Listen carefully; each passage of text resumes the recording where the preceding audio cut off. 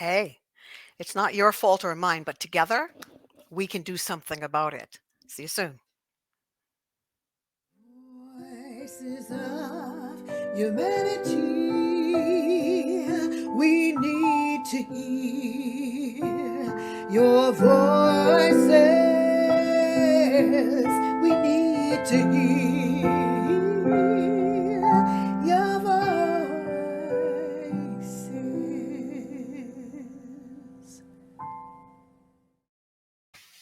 Hey, it's Sandra McKechnie here again. Welcome, a very warm welcome. Welcome to PR Connections Radio, the voice of humanity. prconnectionsradio.com, and my show is the Voices of Humanity.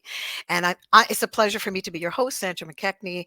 This show is all around double consciousness, two streams of thought, two social identities, has everything to do, all the intersections, the plethora of intersections that we're going to cover going forward. And you've seen some of our shows in the past. And so thank you for your support.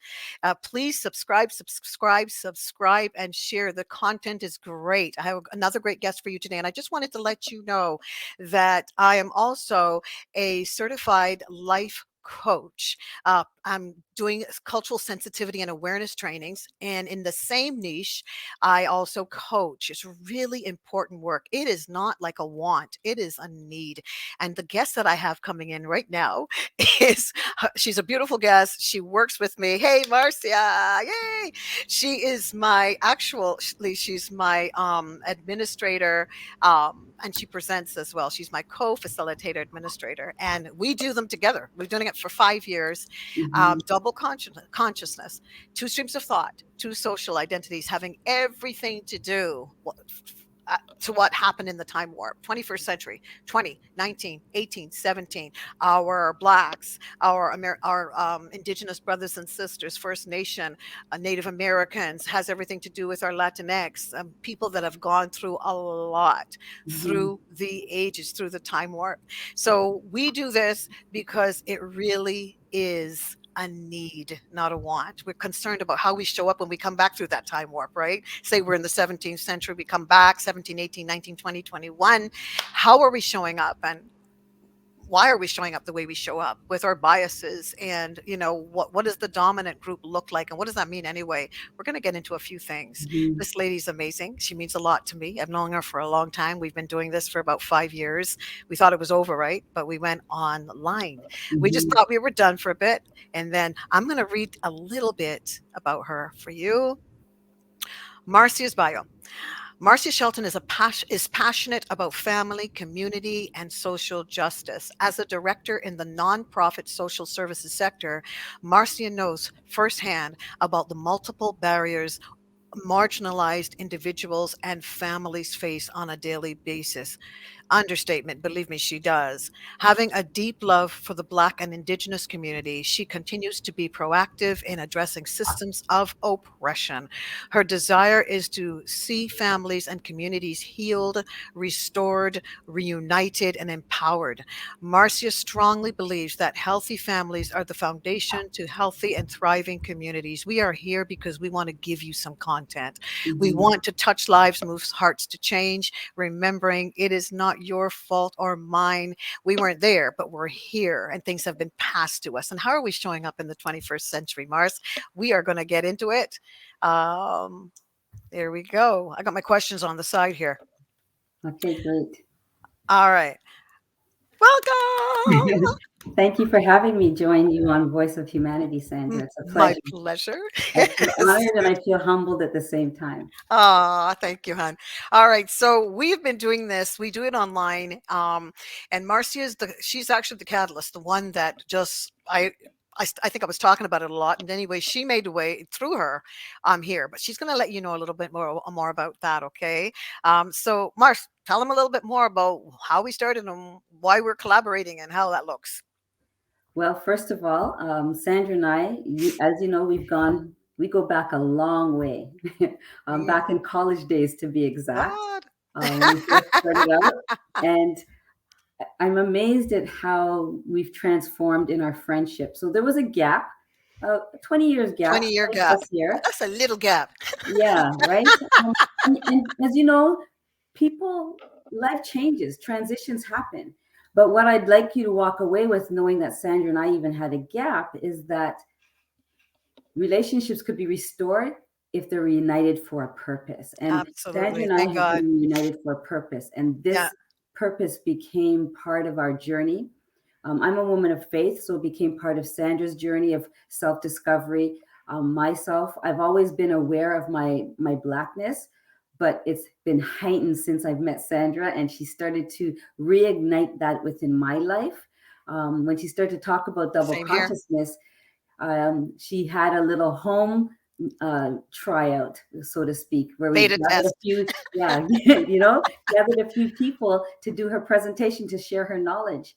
And I was deeply moved. Now, you have to know something about Sandra. She's probably shared with you in past um, podcasts, is that Sandra was not as awakened as I was. But at the same token, I was not as awake as I am now. And when I heard Sandra's delivery, I thought, no, it was riveting. It was thought provoking. And I said, girl, you've got to do this again. And because of where I work, and as you know, Sandra mentioned, I support families. I thought this would be good. Our Black families need to hear this, because if you don't know where you're coming from, it's going to be hard to know where you're going. And that's where double consciousness was birthed, right? Is this was a birth of her nation, her dream, her awakening, and also mine too. So we've been on a tremendous journey of healing, transformation, renewal, being aware of our own biases.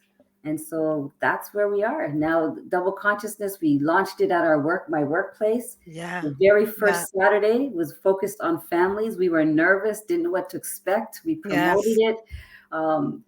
And with anything new, there's areas where you can change. But the very first one, we had 45 families and even community agencies come and attend, and they were blown away. It was a full day event. It was emotionally draining, but it was worth it. And the feedback that we got only affirmed that this is a need.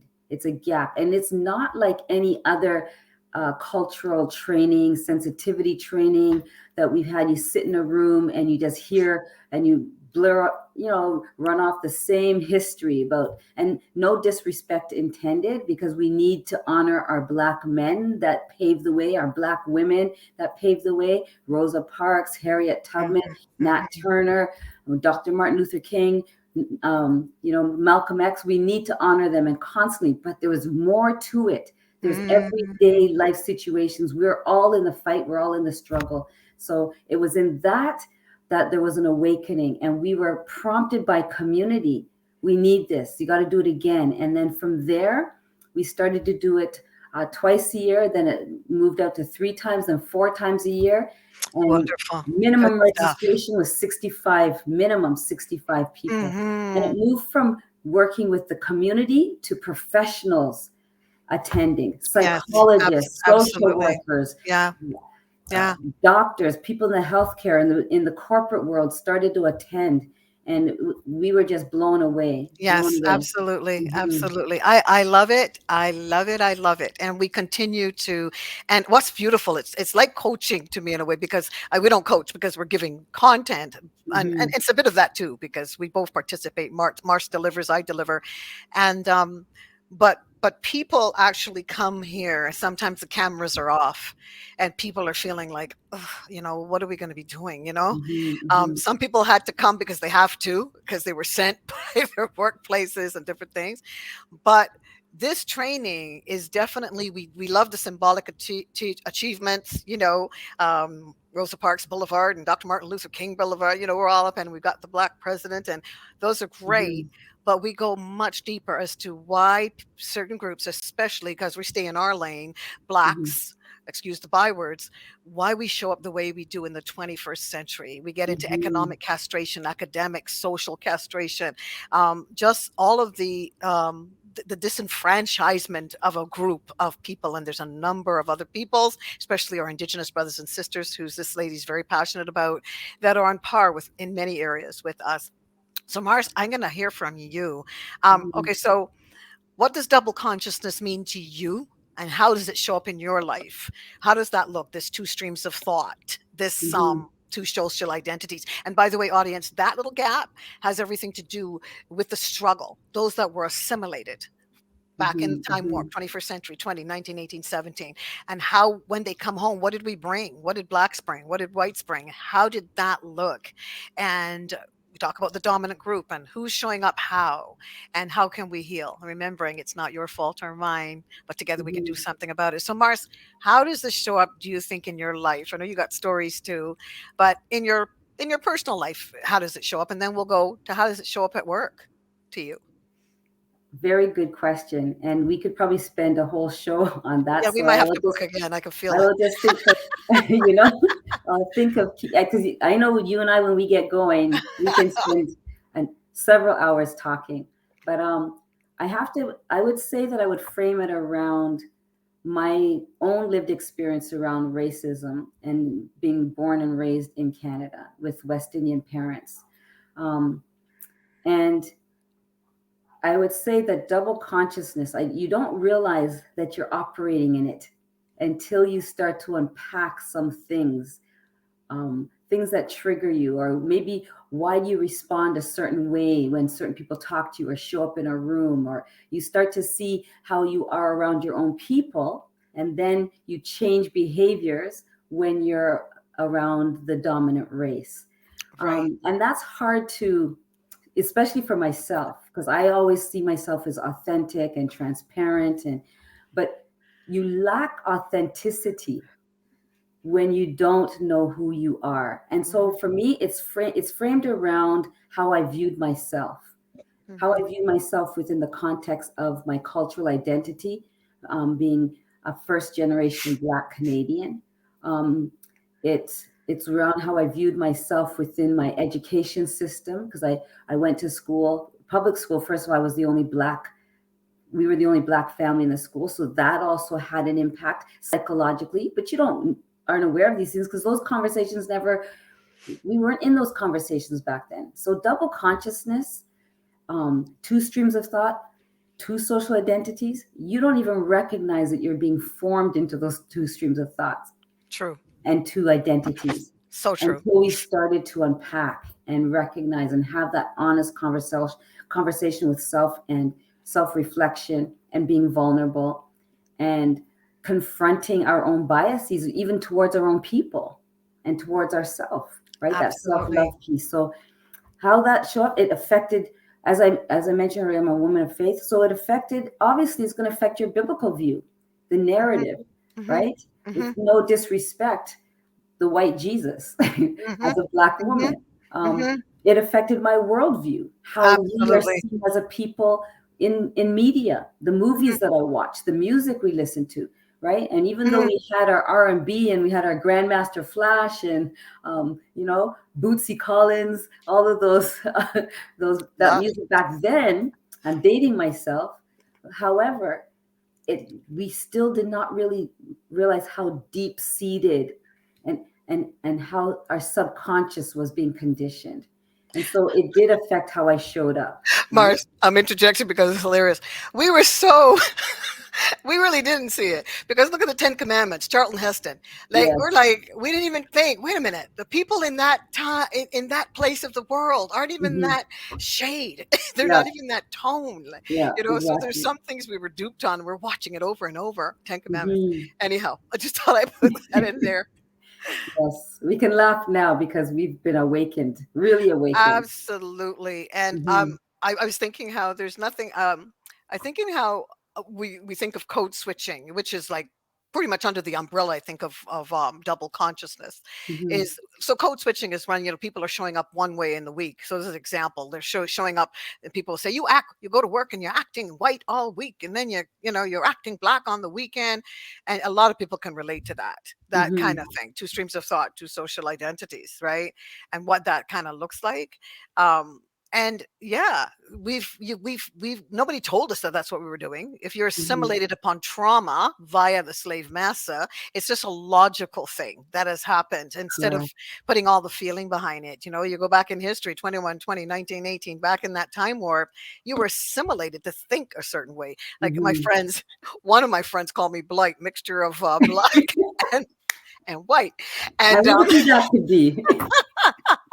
and please don't take any offense. This is a logical thing where you are assimilated to think a certain way. We have a friend coming back from India, Aisha. She will be coming back talking about um, the women in the south of India and children, Mars, how badly they're treated because they are dark, you Mhm, know? mhm, And then another friend of mine from India, her associate was saying that, you know, we were actually assimilated to and, you know, colonized to believe that we are better than you because, you know, you guys are, you know, you're their same tone, but you don't have this nappy hair.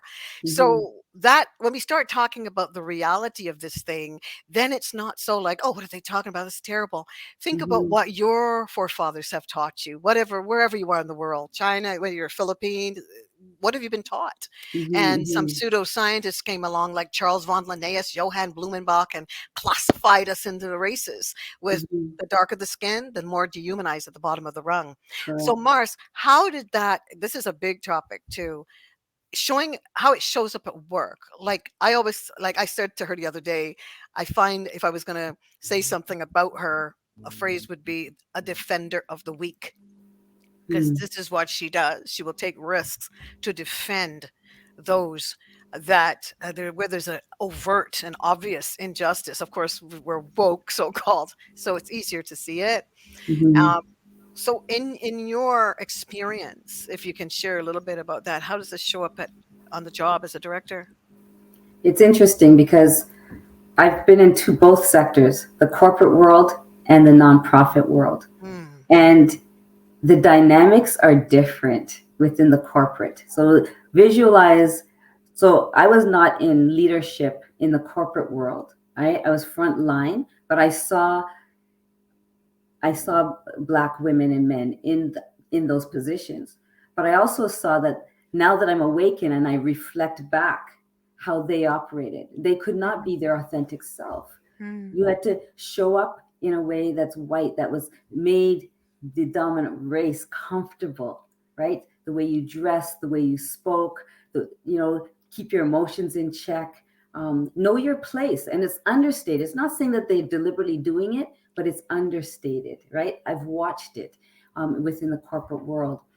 Um, in the nonprofit world, it's different because we are serving the poor.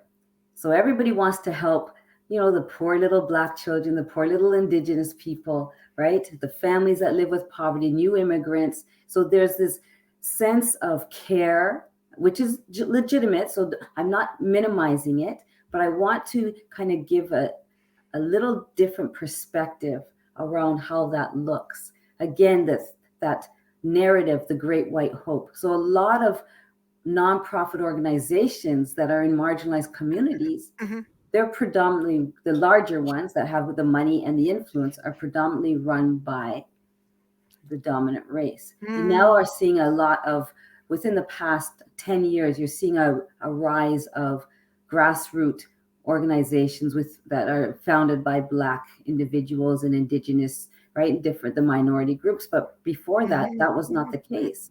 You hmm had to go to the dominant race to help you with your housing, to help you with your employment, to get your counseling, and how it's showing up for myself, the challenges that I've experienced. So I've been in this organization for 12 years. I made a joke with Sandra about that, but I don't want to say Go, anything because we got to differently. kick it out on YouTube. Oh, Exactly. So, but it was a battle. It mm, was a battle. Feeling inadequate, and you really start to see our deficiencies around education. You really start to see our deficiencies around how we show up in meetings when we're being challenged. The effect it has on us physically, the effect it has on our self-esteem and our confidence. And moving into this position, one thing that I've learned, I was at a training with some mainstream banks, prominent banks. I won't say their names, but it was around cultural diversity, equity, and inclusivity. And the focus was on the Black individuals and why do they not apply for certain roles. And I learned something from that because they did a study. So these are mainstream banks, big prominent banks. And what they've, in their study, they realized that if a job posting was put up for a director's position within a bank, right? It would say you need to have university degree in business, bilingual, French as a second language, proficient with Microsoft Office. It will list you all of these things, right? Being able to handle budgets, just all these requirements. What they said that they found in their research is that white men, they wouldn't look at what they don't have on that. Even if they only had 2 of those criteria, they would still apply. They say, what the heck, I'll apply, right? White women will look at it and say, okay, out of that 15, I have 10 of those criteria. I'm going to apply. A Black man will look at it and say, I maybe have, they shift now. It's not about what they don't have. What they have is like, okay, I don't have 5 of those items out of that 20, and they won't apply. A Black woman will look and she can have 14 out of the 15 and she'll say, I'm not bilingual, and then won't apply. I was amazed. That's interesting. That's we look at really it from interesting. a deficit. Yes. They look at it from an asset. Well, I have this, I have that. We look at it as, I don't have that, so I'm not going to apply. And I think of myself, I'm a director. And it rang true because when the job was posted, the job wasn't posted, but we heard about it within our organization. And somebody said to me, Marcia, why didn't you apply? I go, I'm not going to apply. I don't have that experience. I don't even have the education for that. There's no way. I never led a large team like that. And I had a long list of why I couldn't. But at that time, we were going through a reorganization, and the CEO and the VP at that time came to me, called me in their office. And first thing that I thought, oh no, what did I do wrong? We've been conditioned to think that we are always doing something wrong. We never think we're going to get called in to be congratulated for work well done, or wow, I love your innovation. No, I was in fear and trepidation, racking my brain. Okay, did I say anything to anybody? Did I drop the ball somewhere?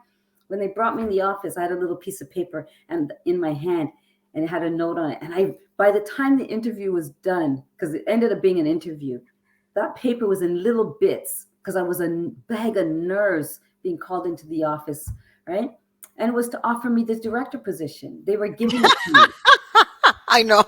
I just remembered all that when it happened, when you were talking about, Right? So that's how we show up. We show up in a mindset of our deficits, what we think we don't have, as opposed to what we can bring, right? Yes. And that's one of the things that I learned, that in my years of career and from corporate to nonprofit, and it's really funny. challenged me. It's funny that you were saying that, because I remember, and please, everybody get this video. It's called Post-Traumatic Slave Syndrome by Dr. Joy DeGruy. It's still on YouTube, and she's out there doing her thing. And I changed because I collided with W.E.B. Du Bois, and Dr. Joy DeGruy at the same time altered my space. My faith was heightened. And I just, it's an amazing transformation that happened to me, and Mars can contest to that. But one thing she was saying, there was somebody, they were giving out awards to a woman, a white woman, Black woman, excuse the bywords. They were sitting in the seat, and both of their sons were getting these awards. So I'm paraphrasing it my way, but you'll get the gist of it. So the white woman was, the Black woman, was saying to the white woman, wow, look at your son. He's doing well. He's done really great with his degree, etc. And of course, like any mother, the white woman was sitting there going, oh, I'm so proud, and going on about her son. So then but the white woman looked at the Black woman and said, well, what about you? Your son's actually getting more than my son. He's doing so great. And the Black woman went, oh, him. Oh, she was proud, but she said, oh, he gets on my nerve. I had to hit him in his head to do his work. Oh, come on. He's okay. But she's touched on something. This wonderful Dr. Joy DeGruy, she touched on something, and it was that she went back. Like, well, let's go back in the time warp and see what happens there. 21st century, 20, 19, 18, 17. So Massa is saying, okay, white massa, he's saying to the black slave, he's saying, oh, look at your boy. He picking cotton. Look at him. He doing such a good job. You must be proud of him. He doing so good. But my mother said, no, I got to beat him in the morning so bad for him to get out of that field. He's not doing good. He's lazy. He's so lazy. If you're not after him, he's just not. And so she connected the two. Marcia knows this, that she connected. And we come back into the 21st century. And where did that come from? It happens in a lot of our families where something's going on. Don't mind them. They're just, she all right. We're not going to be sitting up because we've been taught this. We're not going to, because why? Why did that woman feel so afraid? And of course, back in the time warp, because why? She doesn't want her son to be sold away. She's saying, oh, yeah, he's great. Yeah, he's doing, look at him. Wow, he picks more than the rest. 2 twos, he's gone.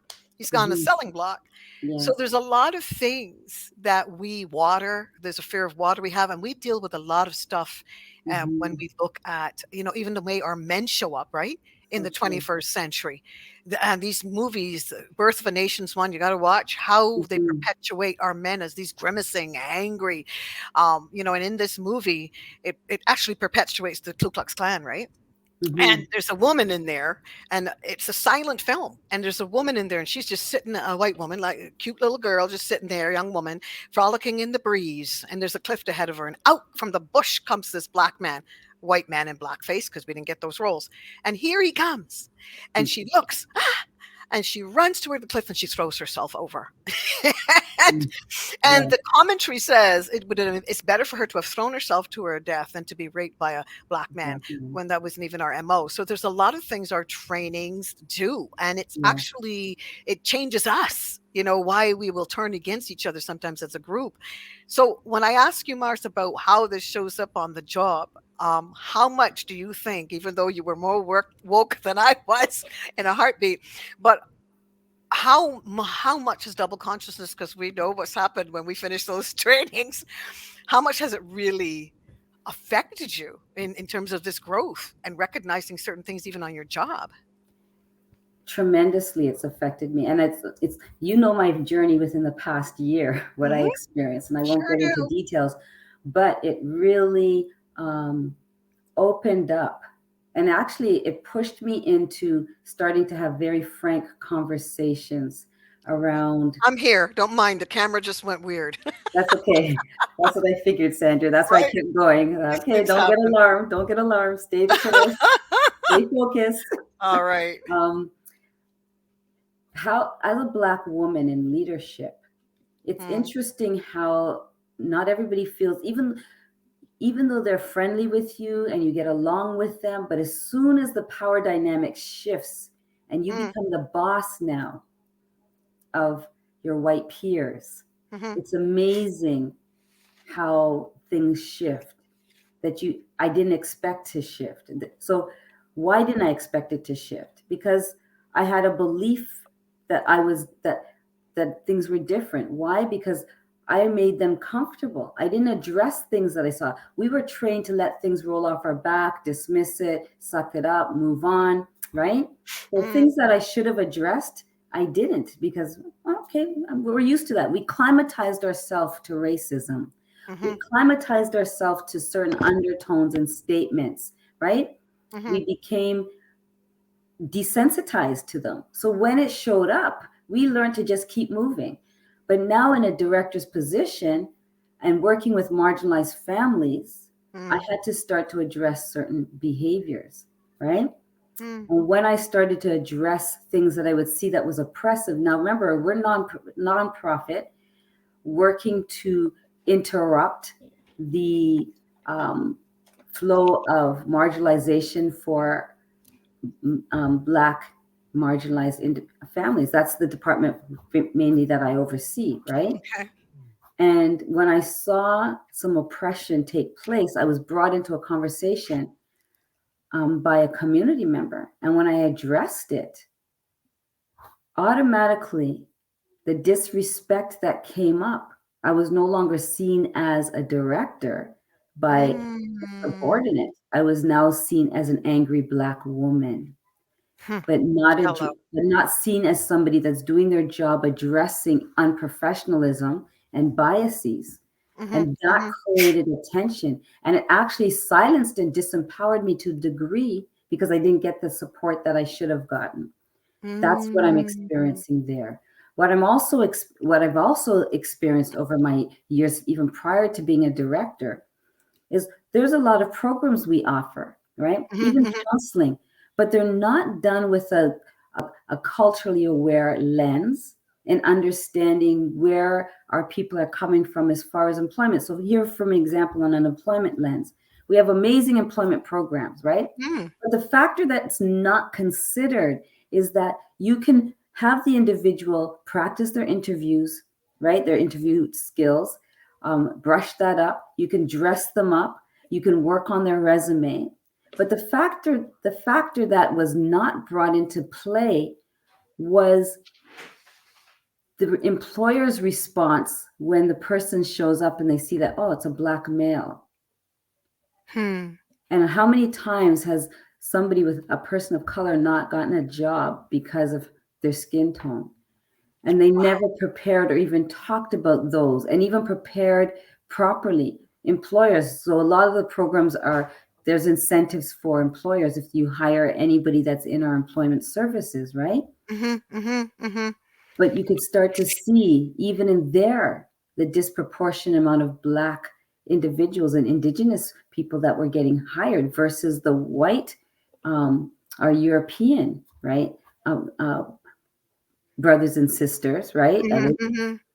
That are also marginalized or have low education. So if you have a Black man at the same level as a white male Yes, applying for the same position, you're going to see that show up there as well. And those are conversations that we need to have, and we're not having. So now absolutely. that's something that my experiences and the position that I'm in are able to bring them to the table and say, have you considered this? And then counseling. You can't dismiss our trauma. Post-traumatic slave syndrome is real. It's Absolutely. right.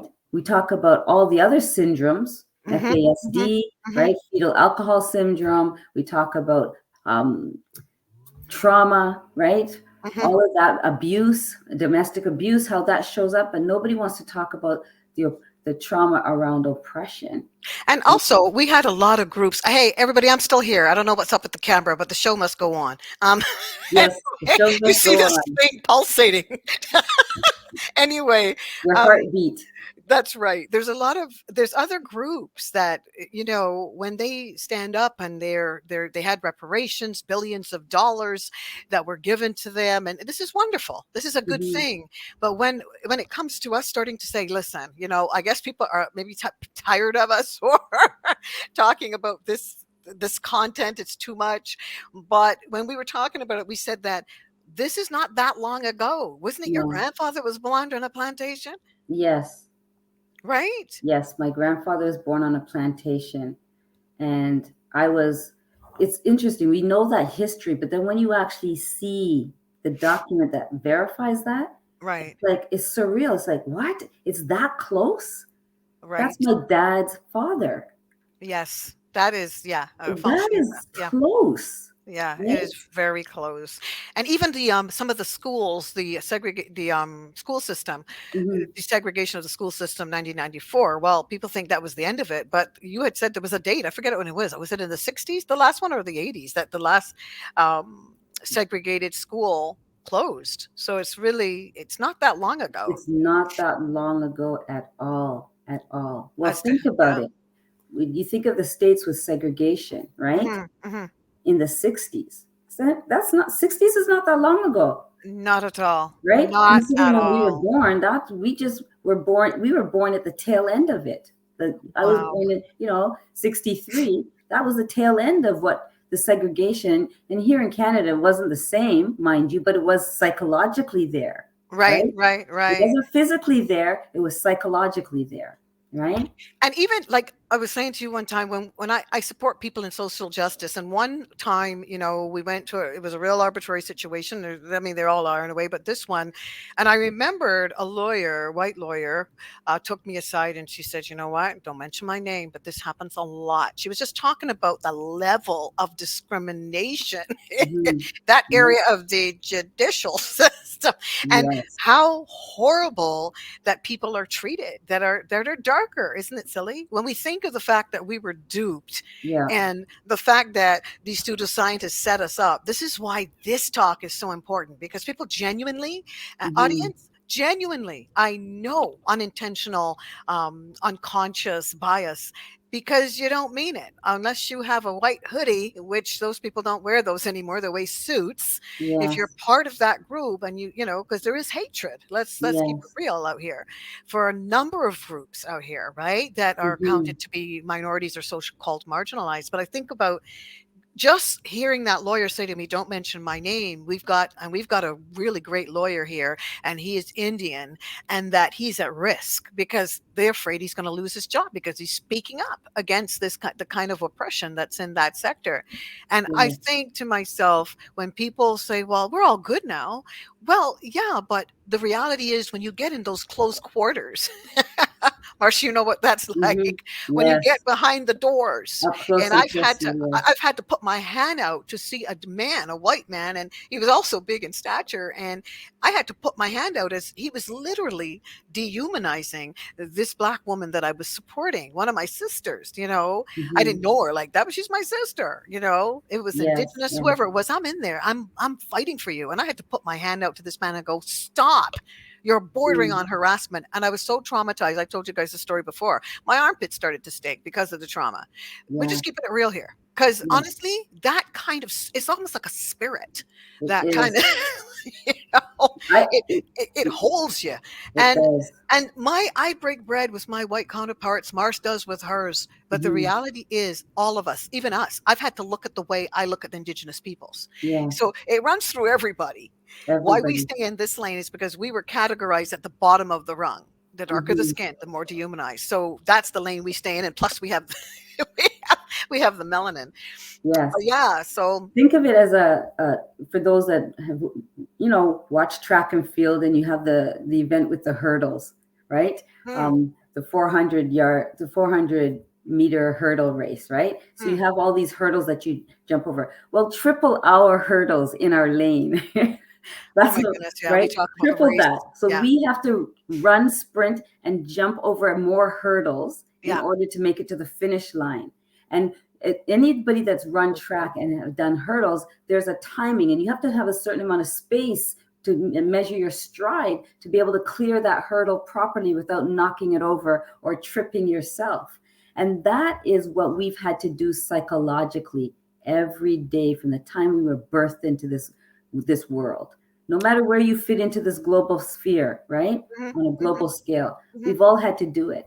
As you share your story, I was thinking of how many times, Sandra, have I called you driving to work, crying, literally, because of being overwhelmed, because I had to do a presentation in front Yes. of other executives and Yes. feeling my inadequacy and not getting the support, not Yes. having the skill set because I was not invested in as much as they were. And I Yeah. had to, me as a director, I had to learn a lot of things on my own. I didn't have somebody come alongside me and coach me, right? And one of the narratives that I'm constantly hearing, and I had to call it out in my organization, is that we have Black staff that would apply for positions, whether it's coordinator positions, assistant supervisor, manager. And within my peers, I would hear, well, that person, they're really passionate. They're good at what they do. So if we're talking frontline staff that have been there a while, they're good at what they're doing. Now they want to be able to, do better for themselves. And I'll hear, yeah, but, they don't have what it takes to be a supervisor or a manager or a coordinator.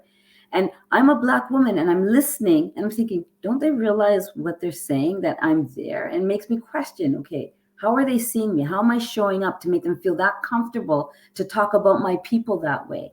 hmm And so there was a scenario that happened when I was hiring for my own department, and I was actually after this young Black man. You met him, right? Mhm. Mhm. I'll just use his first name, Glenn.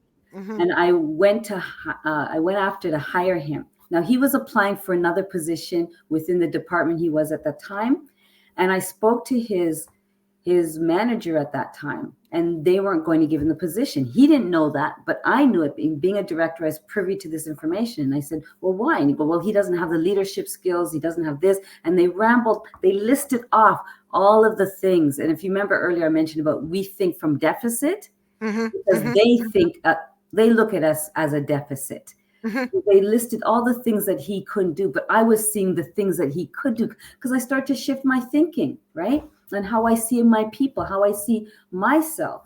So when I told them that I'm going to offer him a position, and I went and I spoke to him, and what they turned around and did is after they said, why? And I said to them, I told them, this is why. I will invest in him. I'll give him the training, but I know he's going to be phenomenal.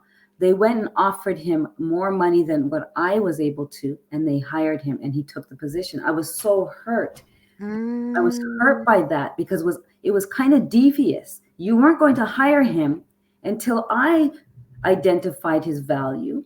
Mhm. Mhm. But I've heard that narrative over and over again. Every Black person that's applied for a position since I've been in that role, my role, have been told that no, you don't have the experience, you don't have the skill set. You're passionate about what you're doing. I love your energy, but you don't have what it takes. And I had to now interrupt that conversation. I think it's amazing. You've interrupted a lot. Mhm.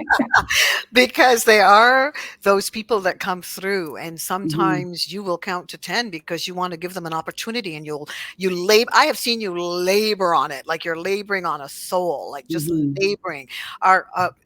Why wouldn't I hire them? And okay, so do they have this? Do they have that? Maybe they don't have that, but that's not going to be hard. Just going over it, that's not hard for them Mhm. to learn. Or maybe I find I say a defender of the week, and I love what we do in Double Consciousness. Okay, Mhm. in that there's so much breakthroughs when we're looking at bias in Double Consciousness. People Right. are amazed at, and seriously, people are amazed because they're realizing it's in me. I always use that Yes. movie Alien, um where you realize the thing is still in the capsule. It's Yeah. killed that little girl in the capsule. It came with us back to earth. Mhm. Mhm. It's with us. And when people actually, there was one gentleman on our show that he recognized his bias, and he went, oh my gosh. And then he said, but I see this in my son. I see this in my son. And there was this moment of silence because he was getting very woke. he, Yes. he Yes. was becoming aware of his unawareness, you know? Mm. And he just kind of went, oh my gosh. And it was this kind of a silence. I don't know if you remember that time.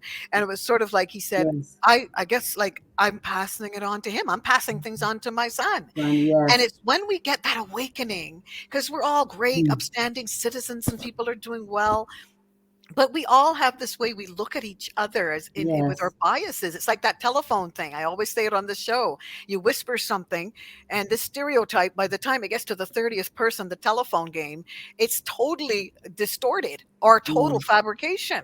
Exactly. So these are the things when people think we're just tripping, or we're just, oh, come on, we're all good, aren't we? Well, if Mhm. you're passing things on, if I look like great somebody, people are always telling me I look like my aunt Sheila and my aunt, not Sheila, but Auntie Cynthia. I look like my Auntie Cynthia. She got the Mhm. big hips and she got, so I look like her, and they're telling me all this, and you act like so and so. Well, think about that when we say that. We've passed, Mhm. things are passed on. That's why we're seeing ourselves in ourselves, in each. Yes. So Yes. that to me is a sure sign when we get on these trainings and people are so emotional. We Mhm. had somebody break down once, and we have social workers there, and just all the moments that people are going, oh my gosh. Yeah. I remember I said to you, a woman pulled me to the side and she said, oh my goodness, I want my children. She was married to a white man, a black girl, a black sister. She's married to a white man. She said, I want my children to marry black. And I said, hun, she was serious. She was so moved because Mhm. there was stuff she did not get in school. You and I didn't get Yes. into school. So then we start to Exactly. change, and it takes a Mhm. minute to just, settle with this stuff, Mars. It's true. So even as you're speaking, I was thinking in order to, you can change laws, you can change structures around institutional racism and structural racism, right? But the piece that is the hardest to do is to change the mindsets of those that are actually implementing and working in those systems, right? So laws have changed. Segregation has ended, right? But psychologically, perception is still there. Yes. So it's a matter of dismantling that. That is where the work lies, right? Even within ourselves, our conditioning, our social conditioning that we've been taught, what we've seen on TV, what we've heard in history books, yeah, right? Or what we didn't hear in history books or in our history classes, what we've learned about our biological makeup, right? Wow. The psychological castration, the pathologizing of Black bodies, all of these are because of what? Systems. So now the systems are aware. But the people that are still operating in those systems, prime example, child welfare system, they have, that's what we fight for, the stabilizing of our families, the reunification, the decreasing the amount of Black children and Indigenous children being brought into care that are separated from their families. Why? Because they're in poverty. Poverty does not determine the quality of a parent. Okay. Poverty undermines the ability to parent well. It doesn't determine a parent's skill, right? If you as a parent don't have the income, but you desire to feed your children 3 square healthy meals a day, doesn't mean that you're not a good parent if you can't, because you have to rely on a food bank that doesn't have culturally appropriate food, right? And a lot of the times expired food, but that's what you have to give. And you're only allowed to go to the food bank once every 2 weeks, but you have 4 children that are growing. All right. Is that saying that you're not a good parent? No. But the child welfare system, a teacher will call in and say, hey, this is within the educational system, right? A teacher will call and say, oh, call child welfare. There's a parent, the child is coming to school with a patty and a box juice that's not nutritional. First of all, you've got a stereotype from somebody that doesn't understand. A patty's not any different than Lunchables. Probably patty has more value, more nutritional value than Lunchables. Probably. Right? But they won't call you won't call on that white family that sends their child with Lunchables, but you'll call child welfare to come and check out this parent with the patty and juice, right? Why? It's not the institution itself that created that. It's the person with the power within the institution that has to also change. So as we talk about shifting, it's the people within that organization. So laws have changed, but the people are not changing with the laws necessarily. Yes. Mm-hmm. So those unconstitutionalized policies and acts, they're not facts. So even if people stop them, it's like you can't go to people and go, stop treating them like that, slapping them on the hand. It doesn't work. Or looking at them the way that you're looking at them, right? Yes. Dismissing them. Yes. Right? Wow. Yeah, this is big stuff. And it's a lot of layers. She's here today, but I know she ain't gonna want nobody really to get in touch with her. But unless she you can get in touch with me and I'll get in touch with her. You really can. Okay. I'm still here, everybody. I'm sorry about the camera. I don't know what it is, but this is a good information. And we're going to have to book again for real, Mars. Here's another question. So have you ever, tell me about moments for you that you actually, you know how we do, things happen to us, but we file it. Oh my gosh, you know our stories. I can think of one I've told a couple of times, but you tell it today.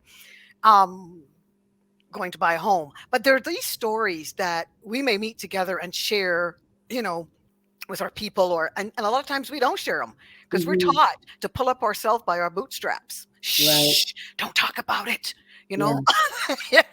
Just quiet. Let's just move along. And meanwhile, we have this stuff in the back here in the caboose, 21st century, 20, 19, 18, 17, way back.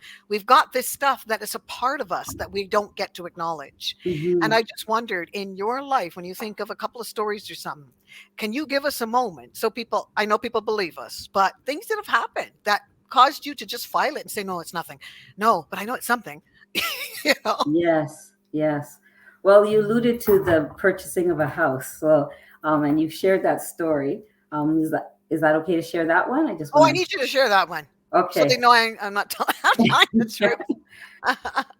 So, in my early years of marriage, my husband at the time and myself, our family was growing, and so we were looking for a house. We had an amazing real estate agent, and he took us to a place outside of Toronto, so more like in Pickering. So I'm going to say where that is. It's in Pickering. And we went to go look at this house as a young couple, excited, eager, and this real estate agent, he was phenomenal with us. He was a white man, but very, professional and caring, and really wanting to make sure that we're getting something that we feel good about, but it's not going to put a financial burden on us. So this house we went into, while we were going to, the owner of the home was still there, because a lot of the times the people leave so that you can, freely look through their house and go through their cupboards, that kind of thing, scrutinizing everything. But you don't do that when the homeowner is there. Well, this homeowner was there in their living room. And the way that the house was set up, we were in the hallway, and the real estate agent entered into the living room where this homeowner was. Mm-hmm. And he saw that we were people of color, Black people. Mm-hmm. And he said, so I'm going to be very direct with what I'm saying, because that's my reality. That's my experience. Right. Yeah. And this is what really happened. Mm-hmm. He said to the real estate agent, I'm not selling to niggers. Mm-hmm. We were in the hallway. We heard it. We were shocked. Mm-hmm. Didn't know what to do with that, because this is the 20th century. Yeah, it is. It was. I was like, what? Anyways, the real estate agent came out. He turned beet red. He apologized. There you are, Sandra. Good to see your beautiful face again. You're feeling kind of lonely just hearing your voice in the wilderness. We'll do what it takes, Mars. Brace yourself. We'll do what it takes. Go ahead. You keep going. So he apologized profusely and said, I'm so sorry. And we departed out of that house. He was horrified. We were in shock. And it's like, I can't believe this has actually happened. Wow. I know. That's still happening? That's still allowed? Yes. Yeah. The hatred and the tone in that man's voice. Yeah. Yeah. This is the thing that our audience needs to know, is that we aren't just saying that we don't want to pull up ourselves by the bootstraps. Well, sometimes we don't have the boots, but the socks. Remember, we have the socks. And the beautiful thing is, what I love about this is, despite all of this, there's people like Marsh that are in positions, they're movers and shakers of humanity, in the voices of humanity. There is some heavy people that are educated and doing some fantastic things out here, our people. And sometimes I think when we use words dehumanize and we use supreme and we use all these words, that it may land a little counterproductive. But we don't have to keep repeating those words, but we have the language, so we know where we're coming from, right? But the stuff that she has had to go through on her job, the things that I have heard, the things we have experienced, and this is why, if I was to ask you this, Mars, what would you say? If people say, well, we should all be able, if we're going to a therapist, a doctor, clinicians, but a therapist specifically, if our people were going to a therapist, what would you say if somebody said to you, I'm Black, and I'm saying to you, Mars, because a lot of people in the field too. Should I go to a white therapist? Can I go to a white therapist? Good question, Sandra, because I've been in some conversations there as well. There's value in having a Black therapist, somebody that represents you, whether you're an Indigenous person, right, or you're Asian or Black. There is a lot said to have somebody that looks like you, that understands what you've gone through without having you to unpack it fully. Even phrases, terminologies, not having to explain it. So for example, within the Black community, when we say, Mom, my parents are going to beat me when I get home, we know that we're not talking about a literal physical beating in the sense of how the European, the Western world views that word, right? But a Black therapist understands that. And I'm not saying that there hasn't been abuse and some of the beatings are, Yes. and we understand even where that comes from. But I'm just speaking about language of expression is different, right? So having somebody that you don't have to explain or apologize for a certain language of expression, they know what you mean, can look beyond that, or even look at it and intertwine that into part of your process of healing and self-discovery and unpacking your childhood trauma or whatever, wherever you've got the trauma along the way. For us, it's childhood, and we pile it up as we have our lived experience, depending on where we are actually physically located on this earth, right? Yes. Whatever community you're in, whatever, what family contacts you have, right? All of those play a role in how we are shaped and formed and how we deal with our own healing, our journey of healing. One of the things so I think it's important, but there was a counselor that I spoke to, and I said, you need to have some Black counselors. And this is why. And then the response from that professional, she's great, said, well, not all Black people want a Black counselor because they don't feel safe. Granted, yes, there are those cases, but give them the option. Let them choose for themselves as opposed to you making an assumption, right? So absolutely. The situation around that became heated because my team was working with a family and they requested a Black counselor. So we had one Black counselor on the team. So we put in a request to have that counselor.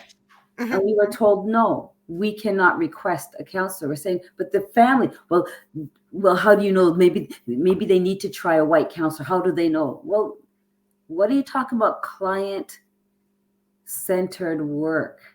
The client knows what they feel comfortable with, right? And so there you go, that dominance within the Eurocentric framework of our healing. You're telling us what is good for us and what is not good for us yet, once again.